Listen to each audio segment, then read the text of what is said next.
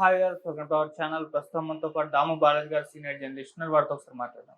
Sir నమస్కారం sir. నమస్తే. Sir, Dil Raju గారు సినిమా వాళ్ళకు ఒక వార్నింగ్ అయితే ఇచ్చారు సార్. అంటే సినిమా వాళ్ళు ఎవరైనా డ్రగ్స్ ని వాడితే ఇక బహిష్కరణ తప్పదు అంటే అయితే వార్నింగ్ ఇచ్చారు. మరి వార్నింగ్ ఎలా చూడాలి? మరి ఇప్పుడన్నా సినిమా వాళ్ళలో డ్రగ్స్ వాడకం తగ్గించేసే అవకాశం ఏమన్నా కనిపిస్తుందా ఈ వార్నింగ్ తో? మరి మీరేం చెప్తారు సార్ దీనికి సంబంధించి? నిన్న international day against drug usage and illicit traffic అనేది అంతర్జాతీయ మన ఐక్యరాజ్య సమితి ప్రకటించింది.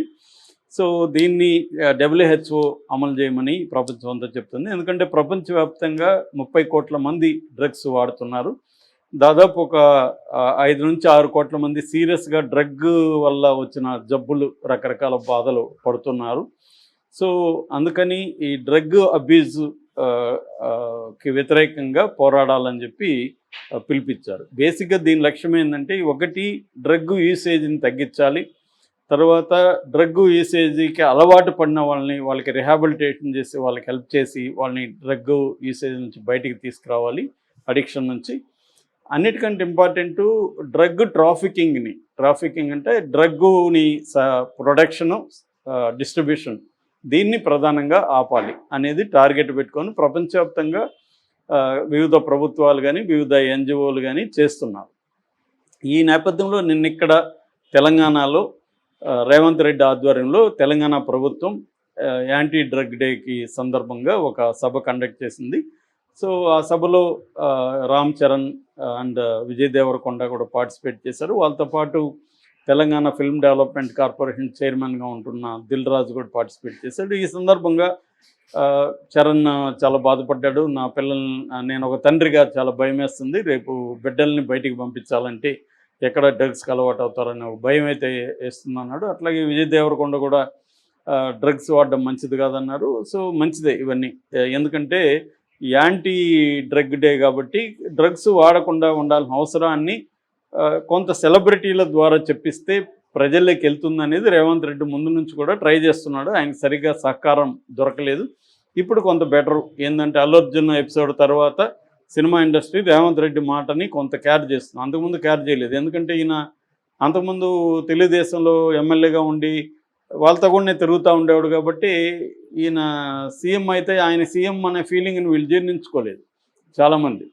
అందుకని జూనియర్ ఎన్టీఆర్కి వెనకున్న ఫోటోని వైరల్ చేయడం ఇట్లాంటివే చేస్తున్నారు. కానీ ఆయన సీఎం, ఆయన అంతకుముందు ఎవరు అనేది మనకు అనవసరం. సీఎం చెప్పినప్పుడు వీళ్ళు కేర్ చేసి ఉండాలి, చేయలేదు. ఆయన కొంత చూపించాడు, ఒక చిన్న జలక్ అంటారు, అది ఇచ్చాడు. దాంతో లైన్లోకి వచ్చారు అందరూ. ఇప్పుడు ఆయన చెప్పింది చేస్తున్నారు. ఆయన ఏం చెప్పారంటే, ప్రధానంగా మీరు ప్రచారం చేయాలి, యాంటీ డ్రగ్ ప్రచారం చేయాలి, తర్వాత సినిమాల్లో కూడా ముందు వేయాలని చెప్పాడు.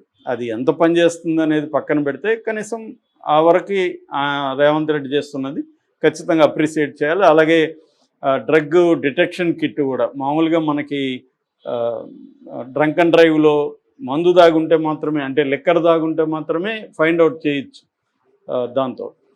కానీ డ్రగ్ని అలా డిటెక్ట్ చేసేది ఏమీ లేదు. దాన్ని ఈయన తెప్పించాడు. ఈయన రాగానే ఫ్రాన్స్ నుంచి అక్కడ నుంచి తెప్పించాడు. అవన్నీ కూడా మంచివే, ఎందుకంటే డ్రగ్ అబ్యూజ్ అనేది విపరీతంగా పెరిగింది ఈ మధ్యకాలంలో. ముఖ్యంగా స్టూడెంట్లలోకి బాగా వెళ్ళిపోయింది. దానివల్ల రకరకాల సమస్యలు, ఎడ్యుకేషన్ కట్ అయిపోవడం, వాళ్ళు హెల్త్ పాడైపోవడం, మెంటలీ డిస్టర్బ్ అయిపోవడం, ఈవెన్ డెత్లు కూడా జరుగుతున్నాయి. చాలామంది చనిపోతున్నారు. ఆ మధ్య కూడా 8వ అంతస్తులో ఫ్రెండ్స్ అంతా డ్రగ్స్ వేసుకొని ఒక అబ్బాయి అదేదో బాల్కనీ అనుకొని కిందికి దిగాడు, పడిపోయాడు. నిన్న కూడా ఒక అమ్మాయి 13వ అంతస్తులోకి వెళ్ళి, అది కూడా డ్రగ్ పార్టీ అంటున్నారు, 13వ అంతస్తులోకి వెళ్ళి ఏదో వీడియోనో ఫోటోనో తీస్తుంటే ఆమె కిందికి పడి చనిపోయింది. ఇలాగే చాలాసార్లు చనిపోతున్నారు, హత్యలు జరుగుతున్నాయి, క్రైమ్ జరుగుతుంది, ఇదంతా జరుగుతుంది. దీంట్లో మామూలుగా సినిమా వాళ్ళకంటే క్వాంటిటీలో తీసుకుంటే ఎక్కువ మంది నాన్ సినిమా పీపులే ఎక్కువ డ్రగ్స్ వాడుతున్నారు. కానీ ఏది చేసినా సినిమా వాళ్ళు చేస్తే పబ్లిసిటీ ఎక్కువ వస్తుంది కాబట్టి సినిమా వాళ్ళు కొంతమంది పార్టీలకు వెళ్ళడం, డ్రగ్స్ తీసుకోవడం ఒకటి. రెండవది, అన్ని దేశాల్లో డ్రగ్స్ బ్యాన్ లేదు, అన్ని రకాల డ్రగ్స్ బ్యాన్ లేదు. ఫర్ ఎగ్జాంపుల్ గాంజా, ఇంకొన్ని రకాల డ్రగ్స్ చాలా దేశాల్లో మనకి దొరుకుతాయి. మేము మధ్య థాయిలాండ్ వెళ్ళి ఉంటే అన్ని చోట్ల అవే అమ్ముతున్నారు. ఫర్ ఎగ్జాంపుల్ నేను థాయిలాండ్ లీగల్ కాబట్టి నేను తీసుకున్నాను అనుకో, ఇక్కడికి వచ్చినాక నాకు టెస్ట్ చేస్తే నాకు డ్రగ్ ఉంటుంది. మరి నేను నేరం చేసినట్ట కాదా? ఇది ఒక పెద్ద సమస్య లీగల్గా. కానీ నేరం చేసినట్టు ఇక్కడ చట్ట ప్రకారం. మరి అక్కడ నేరం కాదు అది. కాబట్టి ఇలాంటి సమస్యలు ఉంటాయి. చాలామంది అమెరికా నుంచి వచ్చే వాళ్ళు అక్కడ తీసుకుంటారు, అది లీగల్ కాబట్టి. ఇక్కడికి వస్తే వాళ్ళు టెస్ట్ అలాగే ఆ మధ్య కూడా ఒక ఆయన దొరికారు ఇక్కడ. కాబట్టి ఇలాంటి ప్రాబ్లమ్స్ ఉన్నాయి. రెండోది ఈ ఎన్డీపీఎస్ యాక్ట్ అనేది ఏం చెప్తుందంటే డ్రగ్స్ తీసుకున్న వాళ్ళని జనరల్గా విక్టిమ్స్గా చూడమంటుంది. ఎందుకంటే వాళ్ళు ఒక దానికి అలవాటు అయిపోయారు ఏదో కారణాల వల్ల.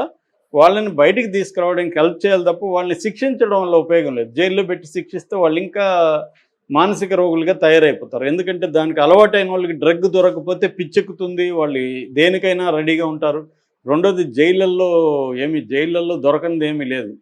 జైల్లో కూడా డ్రగ్స్ గాంజా బ్రహ్మాండంగా దొరుకుతుంది, డబ్బులుంటాయి. నేను ఆ మధ్య చాలాసార్లు చెప్పాను, పరపన అగ్రహారంలో మా ఫ్రెండ్ 3 నెలలు ఉంటే 70% ఖైదీలు ఊగిపోతుంటారంటే ఎప్పుడు చూసినా. ఎందుకంటే అందరూ డ్రగ్స్ వాడుతున్నారు, అక్కడ డ్రగ్ వ్యాపారం పెద్ద ఎత్తున జరుగుతుంది.